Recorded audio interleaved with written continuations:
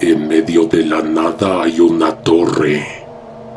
Tiene unos 10 pisos de alto y ninguna forma de subir. No hay escaleras ni agarres.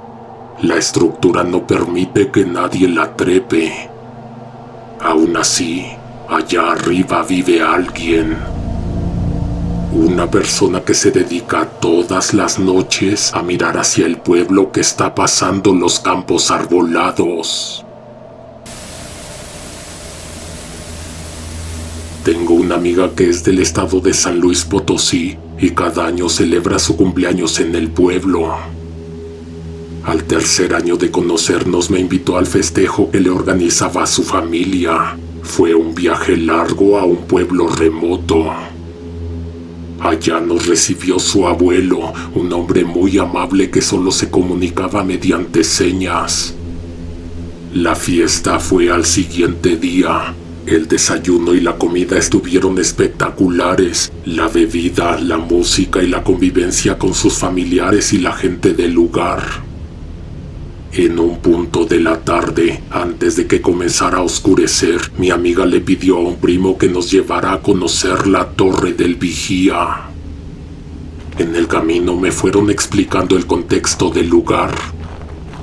El pueblo que acabábamos de dejar atrás era relativamente joven. La gente que sobrevivió al derrumbe de la Loma de Benítez se tuvo que mover a esta zona. No pudieron rescatar nada. El deslave de tierra y roca se tragó casas enteras, muebles, ganado y personas.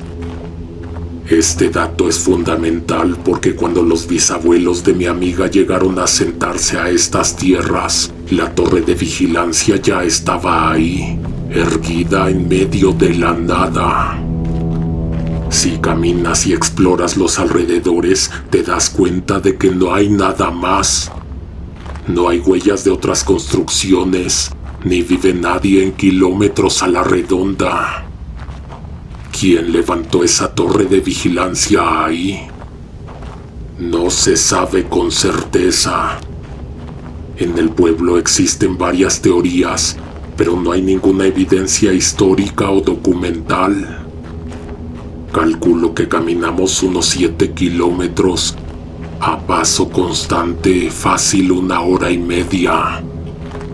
Como todo en esta visita, el trayecto valió totalmente la pena. Un sendero escarpado, duro, pero con vistas abiertas hacia el valle. Al final del camino llegamos a la Torre del Vigía. Me sorprendió ver una cosa así con mis propios ojos. Si te quedabas en silencio, lo único que escuchabas era el crujido de la estructura. Era tan alta que el viento fuerte de la cima la hacía mecerse de un lado a otro, pero sin hacerla tambalear. Miraba las patas de la torre y sentía vértigo. No había ninguna forma humana de subir. Se alcanzaba a ver que en lo más alto únicamente había una plataforma plana protegida por un barandal de metal y nada más. El primo de mi amiga nos contó que tiempo atrás había un ángulo donde los árboles todavía no tapaban la vista completa y desde abajo se notaba que había una silla de madera colocada allá arriba. También nos dijo que por las noches, si la gente del pueblo miraba en dirección a la torre, muy a lo lejos entre la densidad del verdor de los campos, se alcanzaba a distinguir una pequeña luz encendida.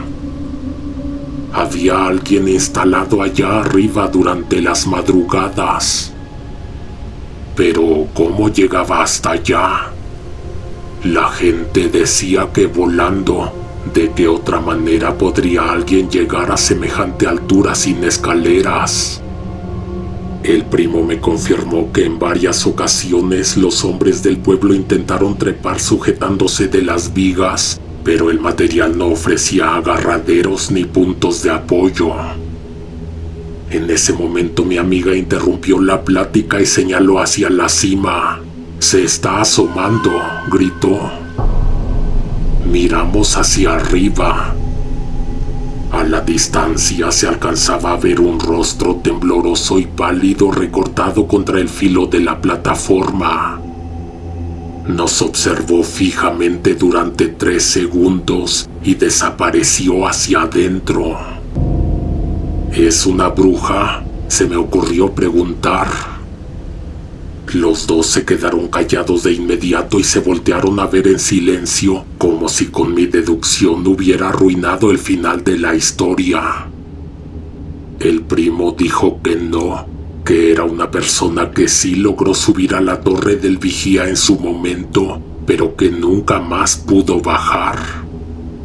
Sentí un escalofrío en la espalda que me vuelve a dar cada vez que me acuerdo.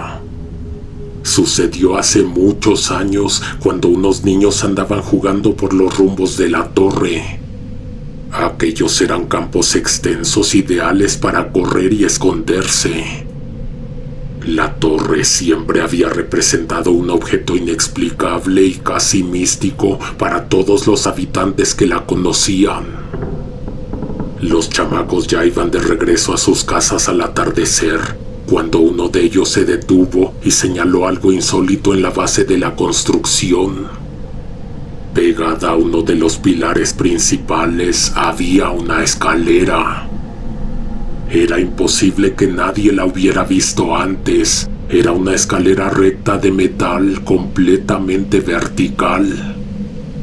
De solo imaginármela me da una sensación vertiginosa y aterradora. Con solo pensar en el viento constante meciendo la estructura en la altura, yo no habría sido capaz de subir, ni aunque me fuera la vida en ello. En ese momento, mientras el primo contaba esta parte, le dimos la vuelta completa a la base de la torre. Las 4 piernas eran totalmente lisas, no había la escalera de la que estaban hablando. Sin embargo, aquella tarde los niños treparon. Eran 5. Los 5 subieron uno tras otro por los peldaños hasta alcanzar la cima. Qué edad aquella en la que no se le teme a nada.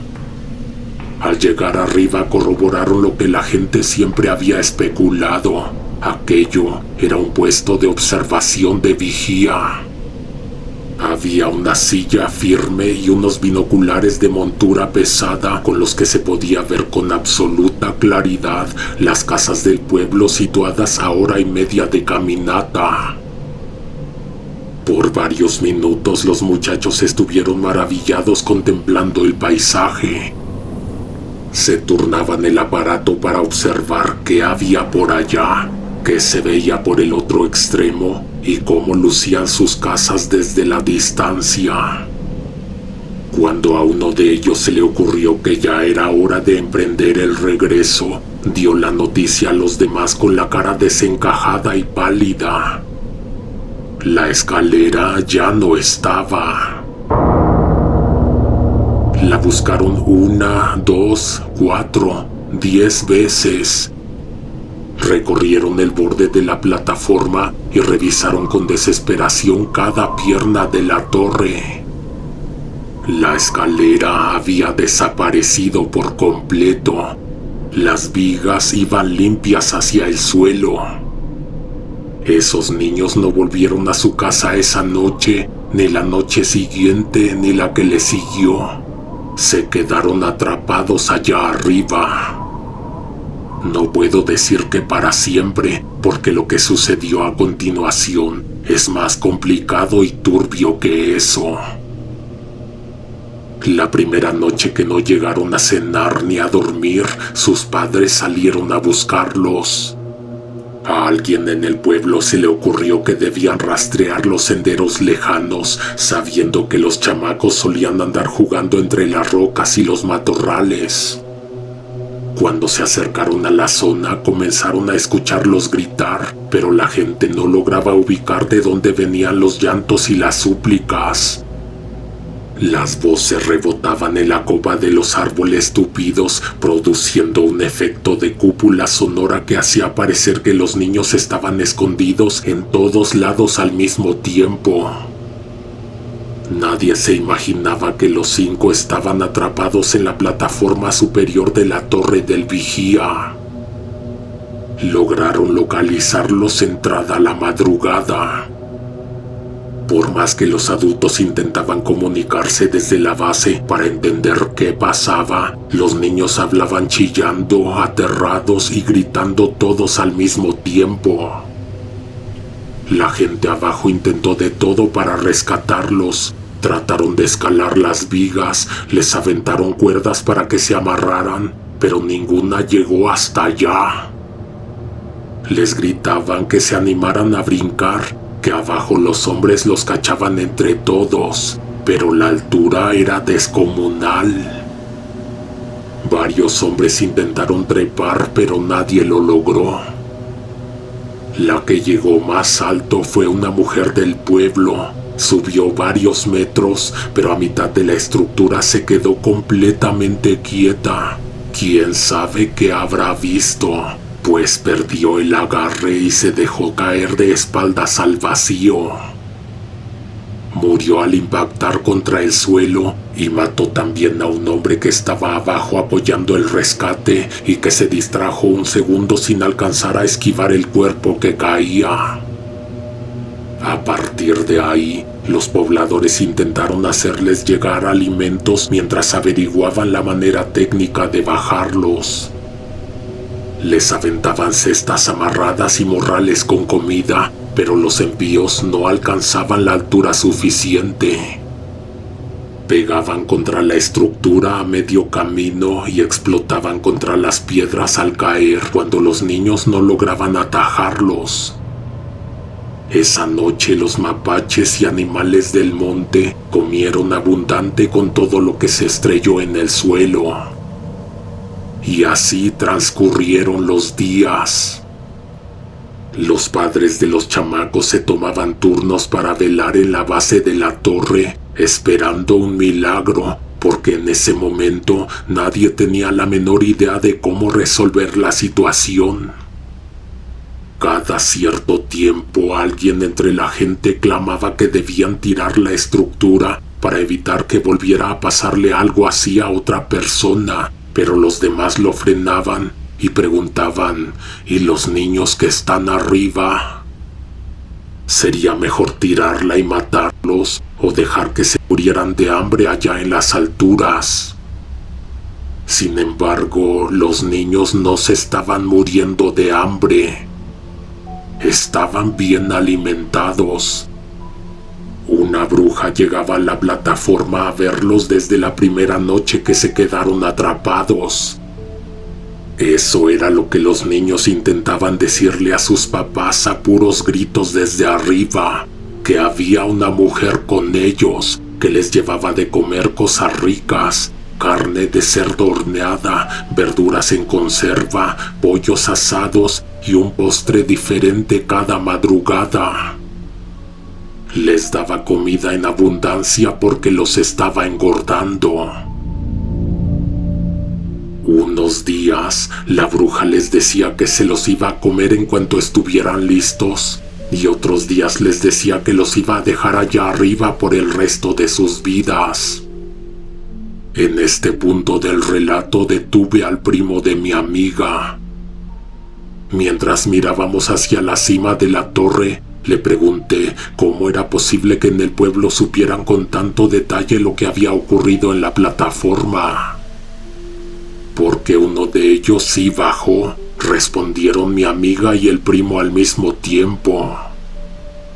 La señora dejó bajar a uno solamente. De los 5 niños, 2 no aguantaron el encierro y la desesperación y se aventaron al vacío. A otro se lo llevó la bruja volando una noche y nunca más se supo de él. Y el último de los niños es el que sigue viviendo allá arriba. Hoy en día es un hombre viejo de la misma edad del abuelo de mi amiga. Durante los días que estuvieron atrapados, todos los niños le suplicaban a la bruja que los dejara irse. La mujer les decía que sí los bajaba, pero con la condición de que le permitieran cortarles la lengua. Desde la altura, los chamacos no hacían más que mirar hacia la distancia con los binoculares. Veían el pueblo, veían a sus papás abajo cansados, a sus hermanos y a la gente de la comunidad que gradualmente había regresado a hacer su vida normal. Muchísimos días después, derrotado por el terror y la desesperación, uno de los niños accedió al trato, que le arrancara la lengua pero que lo dejara bajar. Trato hecho. Como arriba no había cuchillos ni ninguna herramienta para cortar, la bruja se la arrancó a mordidas. Los otros chamacos presenciaron con horror cómo la mujer masticaba e ingería el pedazo de carne sangrienta frente a ellos. A los pocos días de ver esa escena, fue cuando dos de los niños prefirieron arrojarse al vacío. Al escuchar esto sentí un nudo en el estómago, una sensación de falta de aire. Pensé de inmediato en el abuelo de mi amiga, el hombre amable que no hablaba y solo hacía señas. Nos retiramos de la torre del vigía. Mientras nos alejábamos por el sendero escarpado, yo no podía dejar de mirar hacia arriba. Me parecía irreal e increíble que todavía hubiera alguien atrapado allá en las alturas, envejeciendo en esa plataforma. De regreso al pueblo, mi amiga me pidió encarecidamente que por cortesía no fuera a hablar de esto frente a su abuelo ni hacerle ninguna pregunta, ya que el señor era muy mayor y recordar esa horrible experiencia lo tendría inquieto por semanas.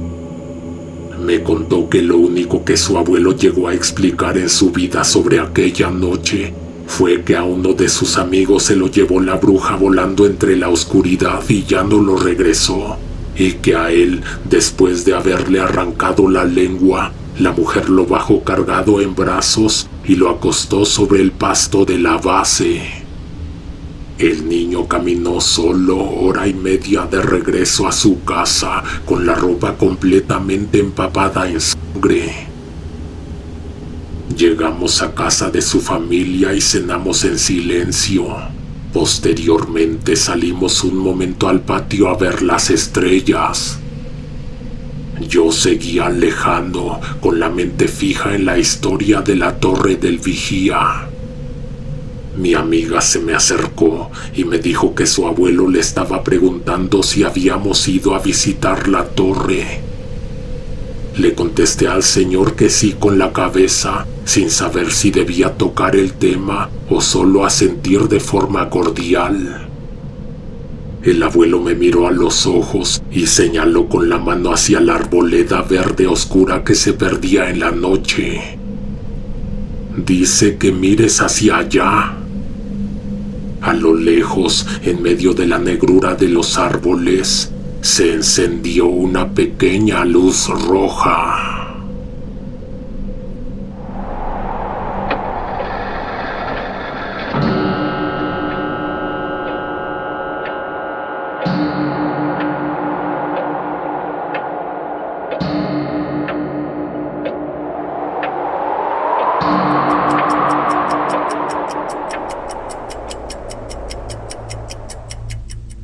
Si estás disfrutando estos relatos, cualquier interacción significa el cielo para nosotros. Ayúdanos con un like, un compartir y un comentario mientras arrancamos con la siguiente historia.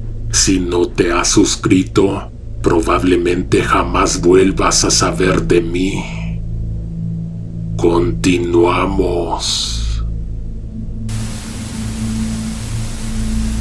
Pasó a finales de los 70 por la colonia San Rafael. Susana vivía sola en un departamento viejo. No tenía familia, sus padres habían sido hijos únicos, No tuvo tíos ni primos. La única persona que entraba en su vivienda era mi abuela. En ese entonces Susana estaba embarazada.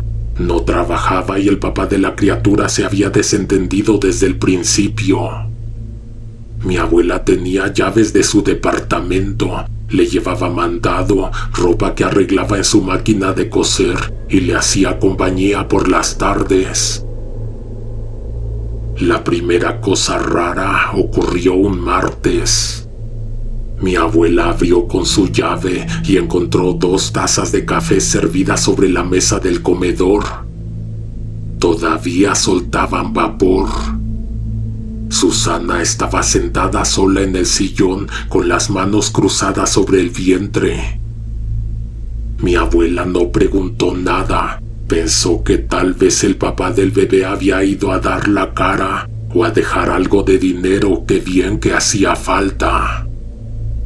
Dejó las bolsas en la barra de la cocina, platicó 10 minutos y se fue porque tenía mandados que hacer. Pasaron 2 o 3 días. A mi abuela le dio pena seguir entrando como si nada. Pensó que si su amiga estaba regresando con el papá del bebé, ella salía sobrando. La siguiente vez que fue de visita tocó el timbre. Susana abrió. Lo primero que dijo sin saludar fue: ¿se te olvidaron las llaves? Sí, mintió mi abuela. Se me quedaron en la casa. Adentro olía otra vez a café recién hecho, pero la mesa estaba limpia. Mi abuela caminó hacia la cocina a dejar la comida y vio en la tarja 2 tazas, 2 cucharas y 2 platos sucios. En la estufa, la cafetera de peltre todavía estaba tibia.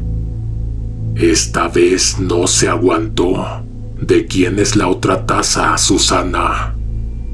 De esa señora, contestó la embarazada, señalando con la cabeza hacia el rincón junto al librero. En la sombra de la sala había una mujer de pie.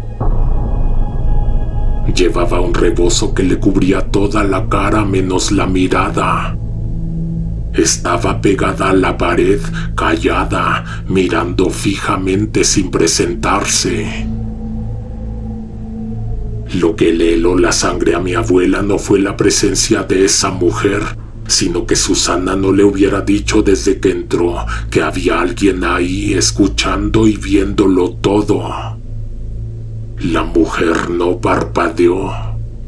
Dio un paso al frente y con una voz muy baja dijo que ya se iba.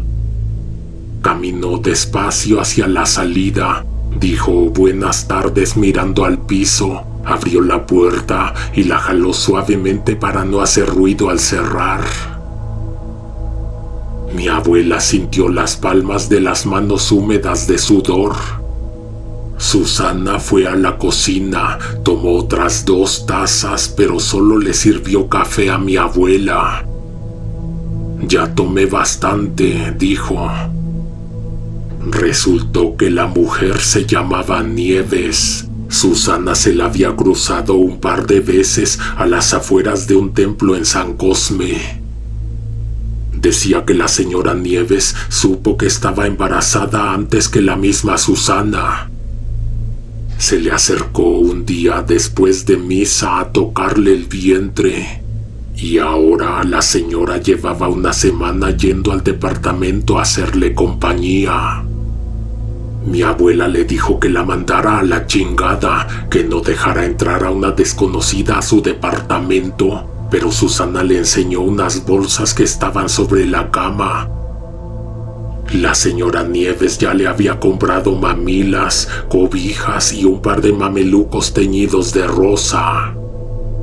¿Rosa es niña?, preguntó mi abuela. Precisamente hoy me dijo que va a ser niña, contestó Susana, sonriendo con los ojos idos. Mi abuela le advirtió que tuviera cuidado. En los barrios se sabe bien qué clase de mujeres huelen a las embarazadas antes de que se les note el vientre. Le dijo que esa vieja era una bruja y que andaba buscando quedarse con la criatura, pero Susana ya no escuchaba. Tenía la mirada embrutecida, como si le hubieran dado a beber algo en el café o le hubieran rezado algo al oído mientras dormía. Antes de irse, mi abuela le preguntó: «¿El otro día que vine, esa mujer ya estaba aquí?»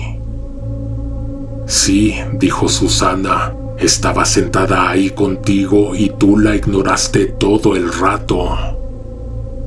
Mi abuela no dejó de ir, pero iba en una hora en que trataba de no encontrarse con esa persona. El aire dentro de ese departamento se sentía cada vez más enrarecido. Cuando Susana dio a luz en el hospital, mi abuela estuvo ahí, pero la señora Nieves llegó a las pocas horas con una carriola nueva y pagó un taxi para llevarlas de regreso a la San Rafael. Mi abuela vio cómo subieron al coche y no pudo hacer nada. Susana caminaba como un autómata, dejando que la otra le cargara a la niña.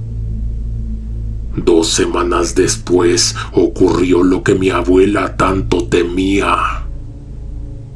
Llegó al edificio y encontró una patrulla atravesada en la calle, con las torretas encendidas iluminando la fachada de cantera. Abajo en el zaguán estaba Susana llorando en el suelo, rodeada de 2 policías que anotaban cosas en una libreta. La señora Nieves se había llevado a la recién nacida. La policía fue a revisar el domicilio que la mujer había dado en la iglesia, una casa de vecindad por la zona de Guerrero. Encontraron la puerta abierta, las piezas vacías. La mujer se había llevado todo y no dejó rastro. El papá de la niña reapareció con algo de dinero que juntó trabajando fuera, listo para hacerse cargo de la criatura. Llegó a buscar a su familia y se topó con el departamento de Susana desmoronándose de tristeza. Vio los papeles de la denuncia en la mesa y eso lo enteró de la espantosa noticia de que a la niña se la había llevado una bruja. Pasaron los años, el asunto quedó enterrado. Se contaba en la colonia a las mujeres embarazadas para que tuvieran cuidado. Aprende siempre en cabeza ajena. Transcurrieron 14 años. Un día cualquiera, a media tarde, tocaron la puerta de Susana. Era una muchacha joven que lo primero que dijo al abrirse la puerta fue que se trataba de su hija. Su hija regresaba a casa después de tantos años. Mi abuela se levantó de la silla, agarró una bolsa con unos vestidos que le había prometido a mi hermana llevar a arreglar y me dijo que en el camino me seguiría contando la historia.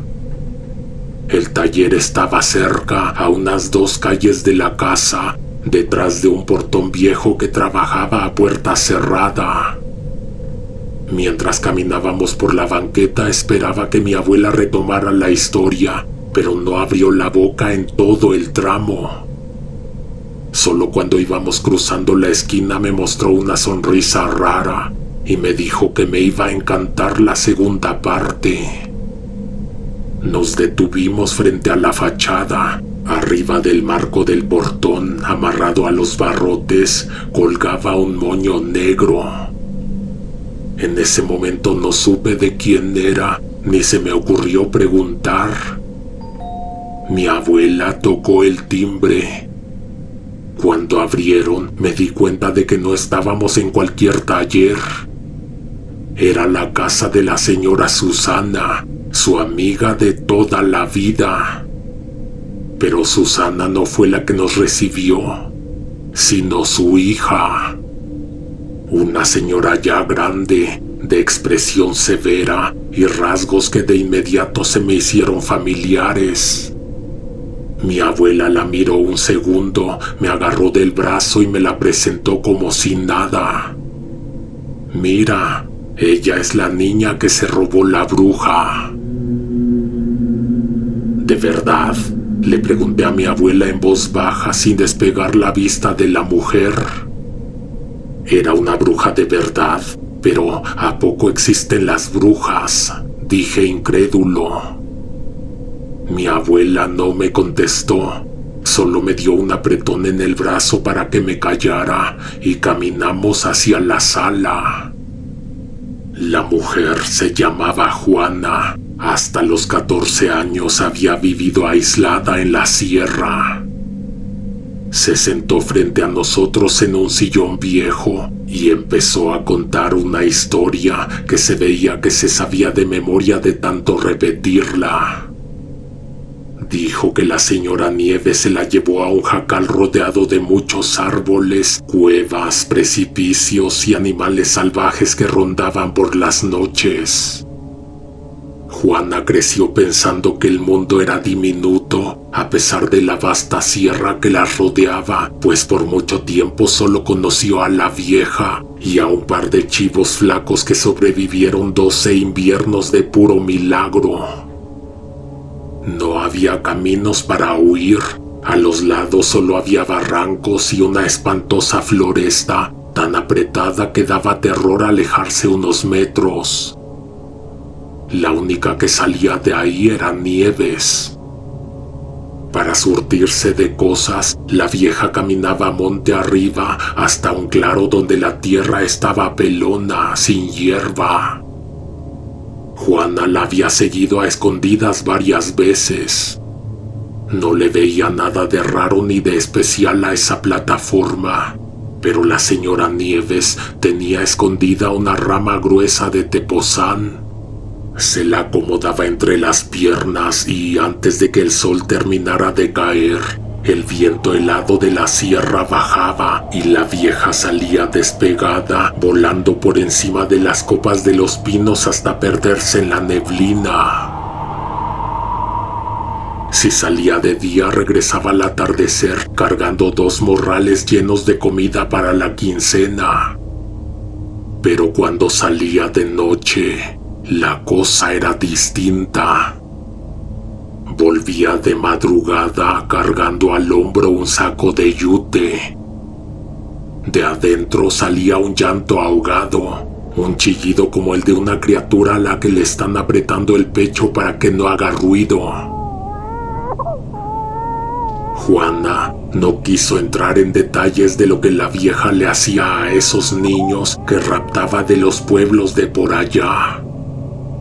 Decía que recordar eso le revolvía el estómago. En una tina de barro, a fuego lento, los consumía hasta sacarle a los cuerpecitos una grasa espesa y negra. Con esa manteca embarraba las varas de tepozán antes de salir al claro. Sin ese cebo, decía la vieja, a la vara no la levantaba el aire. Juana dijo que vivir con la vieja era acostumbrarse a ver cosas que a cualquiera le dañarían la psique. En el jacal no había espejos ni un pedazo de vidrio reflejante. La vieja decía que la luz duplicada en los espejos le quitaba fuerza a la sombra. Juana se adiestró a no hacer preguntas. Le ayudaba a deshacer la carne de los animales, a raspar el hollín de los casos y a guardar en sacos las cosas que Nieves traía de la ciudad. Hasta el día en que la vieja empezó a aminorarse, a secarse, debilitándose y haciéndose menos un día a la vez. Un día de lluvia muy fuerte, la señora Nieves preparó un sahumerio grande con hierbas secas. Había carbón y resina al rojo vivo en medio del cuarto. Le dijo a Juana que atizara el fuego y que no saliera, pasara lo que pasara. La vieja se acostó en el petate, empezó a convulsionar y a tiritar fuerte, murmurando nombres al techo, mientras la casa se llenaba de un humo denso que ahogaba y hacía toser. Cuando el humo terminó de bajarse al amanecer, la vieja ya estaba rígida, con la boca abierta y la piel como de cartón. Juana esperó 2 días para estar segura de que no se iba a mover. Recogió lo que pudo y bajó la sierra. Semanas después vagó por la ciudad hasta dar con la casa de Susana, su madre. En eso mi abuela me tocó la espalda y me dijo que pasara al baño de una vez, pues era hora de volver a casa. Fui al pasillo del fondo, busqué la puerta del baño y me llamó la atención que en las paredes del corredor no hubiera ni un solo espejo.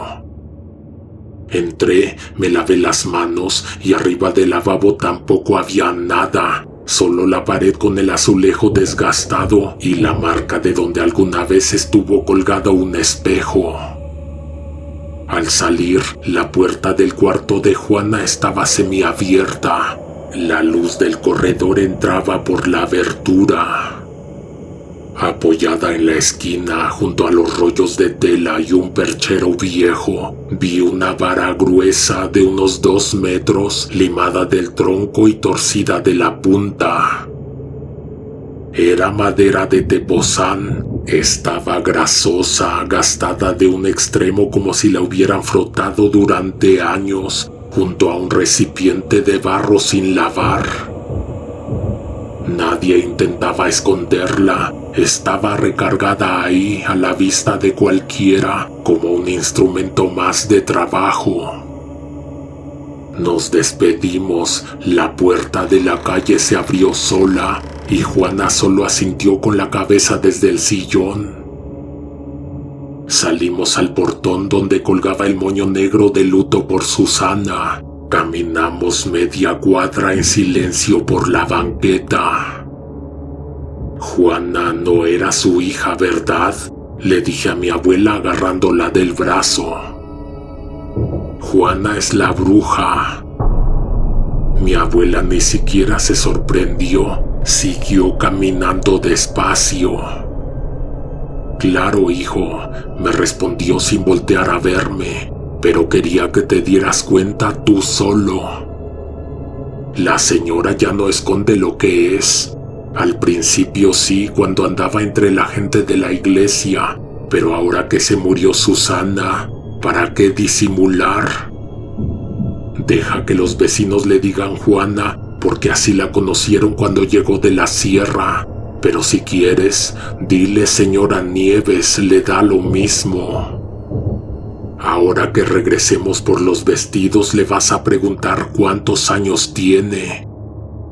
Te va a decir que 300, poquitos más, poquitos menos.